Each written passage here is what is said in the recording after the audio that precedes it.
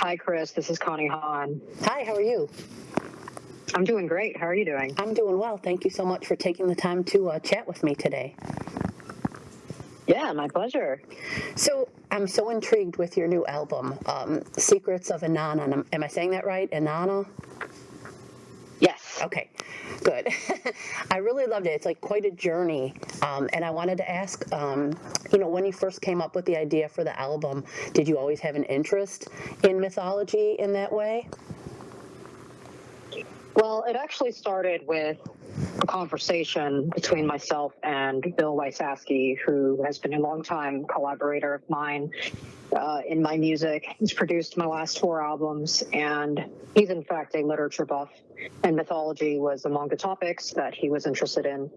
And he brought up the character of Inanna to me, and when I heard about her and her very unique story, I immediately identified with her, as she's quite different from her later incarnations, Aphrodite in Greek mythology, Venus in Roman mythology, in that she was somewhat of a warrior goddess versus just purely a goddess of love and beauty. She was also the goddess of war, political ambition, and ultimate power, and she has this version of the mythological heroes archetype that is really quite uncommon with goddesses of her ilk. So he brought the concept to me during COVID, and he brought up this idea of interpreting the concepts in a musical context as like a concept album, which was really inspiring to me at the time, because that's not something you usually find in artistic acoustic jazz. Sure. So it was definitely a challenge to abstract, but it was quite fulfilling and triumphant when we finally put together the project into hopefully what is a cohesive product to an audience. Absolutely is. From the very first listen, it's quite the journey, and it had to be quite the undertaking for you to get it all together. Did you have a certain writing process for the album, or did you just kind of go off of those ideas that he had? We just kind of went off. It was free. I mean, we do so much methodical work when we're honing our skill set, so that when we create, we want freedom to just realize the vivid pictures in our mind in a really free way. I mean, I wouldn't say that there was a particular method. The only thing that we did was say, okay, we're going to have it so that Connie writes half of the music and Bill writes half of the music. And I think it's important to exercise creative freedom as a jazz musician, because I think that's like the essence of the art form and what it represents outside of just music. I mean, as a philosophy. So, yeah, I mean, we just wrote the music based on how we felt at the time. It's very impulsive, you know. In classical music, there is a term called tableau. Etudes tableau is a thing that Rachmaninoff did, where you try to combine oral and visual aspects into these vivid, picturesque, brief pieces, and they evoke extremely strong emotions that are very provocative. I mean, that's very Russian classical. That's a very stereotypical of Russian classical music. So I try to align myself with similar values or philosophy in trying to provoke as vivid of an image as possible with abstract instrumental music without lyrics, because we're telling a story, but not in the linear English way, where we're saying Gilgamesh fought the celestial bull, etc. But instead we're evoking it through much cross-sensory type of communication, if that makes sense. Sure. And you have also a lot of fantastic musicians on the album. So tell us a little bit about who else is on the album with you and how they kind of help the whole project come together.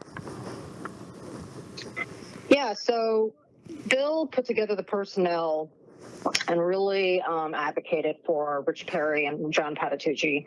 And that was something that I was on board with immediately because, first of all, Rich Perry has a contrasting approach to the music, texturally and tonally, to the way that I play and the way that Bill plays.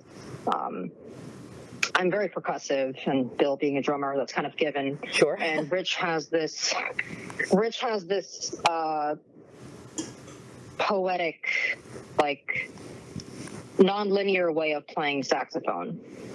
In jazz saxophone, it's very common to want to sound like, let's say, Johnny Griffin or John Coltrane or even Sonny Stitt, who they all have this machine gun tenor saxophone kind of sound where they have like really clean, brilliant, virtuosic lines. And Rich Perry takes on a more painter-like approach that evokes a school of Joe Henderson and Sonny Rollins that is an extremely different style of playing.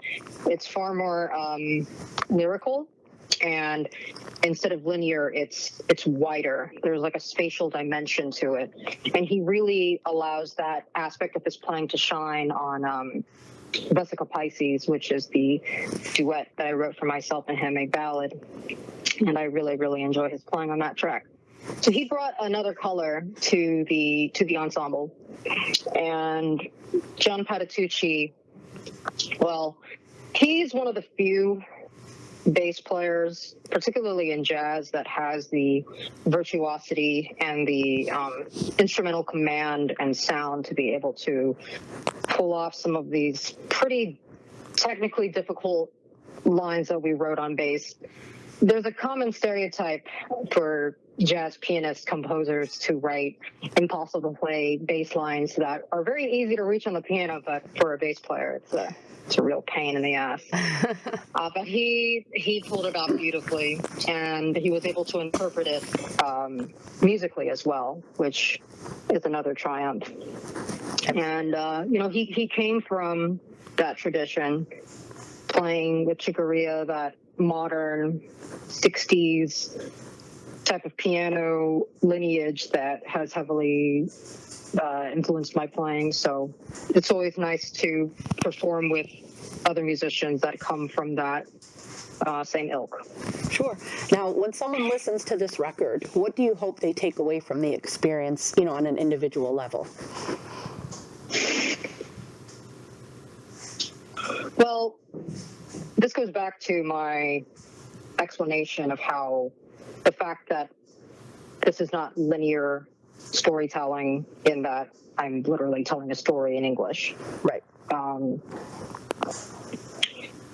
I think that's part of what drew me as a young child to artistic instrumental music, in that it was open to interpretation, and you're sort of able to imprint and project your own perspective or your own life experiences based on that music, because there's no one telling you via lyrics what to think about the music. With that said, I do have a story in mind for the music that I wrote, and I'm certainly hoping that if they own the LP vinyl, especially, or even the CD packaging, there is a story that incorporates the song titles of the 3 poems that incorporate Inanna's entire story arc, which are The Descent of Inanna, the Hulupu Tree, and her incident with her father, Enki, the god of wisdom. And I'm certainly hoping that they can read that and take on this experience of Inanna's hero's adventure, where she descends into the underworld.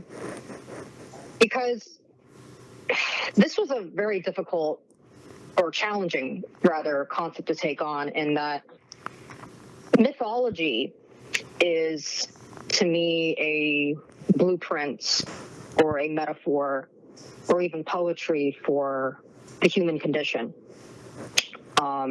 Mythology is a parallel to the inward spiritual journey, I think, for every human, because mythology and religion are very close. Sure. Right. Right. And Inanna descends into the underworld as a metaphor for, I think, every human's eventual confrontation with their dark side. Because every human has inner demons. They all have vices.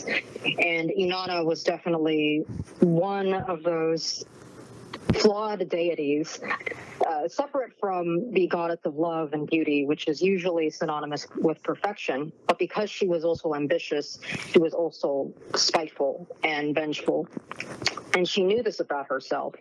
So she descended into the underworld in order to face her inner demons, which was personified in the form of her doppelganger and older sister, Ereshkigal, Dark Queen of the Underworld. And after she goes down there, she is killed at the hands of her older sister, but is resurrected in a phoenix-type death and resurrection mythological archetype that, to me, is a metaphor for spiritual rebirth that any person can go through when they grow as a human being.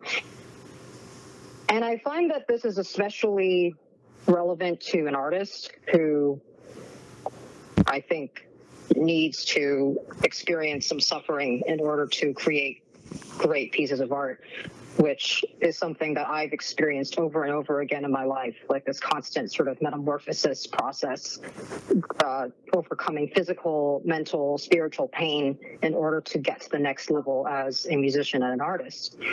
And those are things that I both subconsciously and subconsciously thought about in pretty much every part of creating this album with Bill.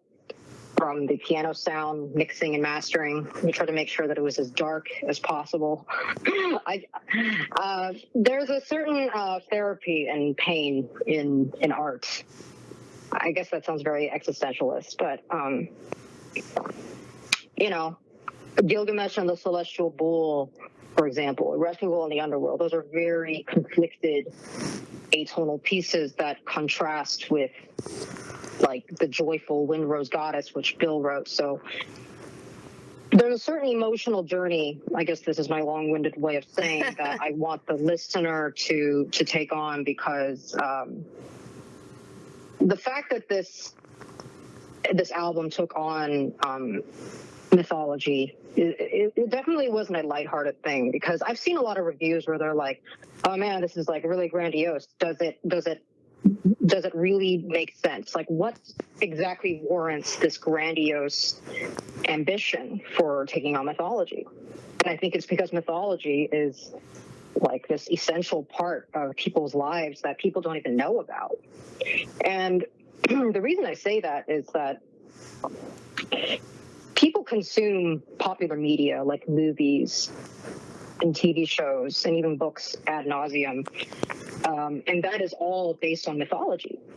Like in the 1980s, there was a certain, I don't know if I'm saying the word right. Is it ethos or mythos? There's like this collective consciousness that needed the franchise of George Lucas's Star Wars, because Luke Skywalker represented the hero that Inanna is in her story. Like, he went through literally like the modern science fiction fantasy version of like a hero's epic adventure in which he needs to confront the light and the dark side. And Inanna goes through the same thing, where she's confronting her dark side, Darth Vader, Ereshkigal, and these are lessons that people need and have definitely been confronted with in their daily life without even knowing it. So yeah, I mean, it's heavy shit that has really actually transformed my philosophy as a human and an artist through writing this music and discovering Inanna and discovering the like larger relevance of mythology in both my life as an artist and a person. I think that can extend itself as well to any listener that wants to take the dive into Secrets of Inanna. Sure, and it's a dive, that's for sure. it's something that I had to really take some time and listen to it. I wanted to get just kind of immersed into the whole thing, and it does have that light and dark side. And you have some live shows that are coming up, including a date here in Charlotte later this week at Middle C Jazz. How do you think that the emotions and the lightness and the darkness are going to come through in the live performance?